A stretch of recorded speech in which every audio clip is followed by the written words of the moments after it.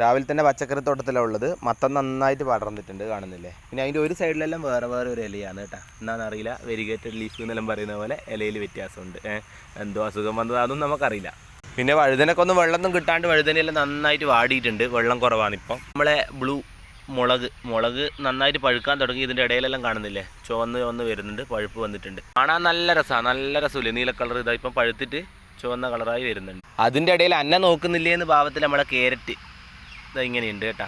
പിന്നെ നമ്മളെ തക്കാളി ലാസ്റ്റ് വരെ ഞാൻ ഉണ്ടാവും, നിങ്ങൾക്ക് കുറച്ചും കൂടി ഫലം തരാമെന്നുള്ള ഭാവത്തിൽ നിറച്ചുമുണ്ട്. ലാസ്റ്റ് ടൈമാണ് ഇലയെല്ലാം കരിഞ്ഞു. ഒരു സൈഡിൽ 1-2 വെണ്ടയ്ക്ക ഉണ്ട്, എന്നെ പറിക്കുന്നില്ലേ നിങ്ങളെന്നാ എന്നെ നോക്കാത്തതെന്നുള്ള ഭാവത്തിൽ. അടുത്ത് നമ്മുടെ ഞൊട്ടാഞ്ഞൊടി നിറച്ചുമുണ്ട് കേട്ടതാ. കുറച്ച് ദൂരോട്ട് കാട്ടിപ്പോയാൽ നമ്മളെ തെങ്ങിൻ്റെ ഇടയിൽ മണിത്തക്കാളി പഴുത്ത് കിടപ്പുണ്ട് കേട്ടതാ. മണിത്തക്കാളി നന്നായി പഴുത്ത് കിടപ്പുണ്ട്. ഇതാണ് മണിത്തക്കാളി, നല്ല ഔഷധ ഗുണമുള്ളതാണെന്ന് പറയും.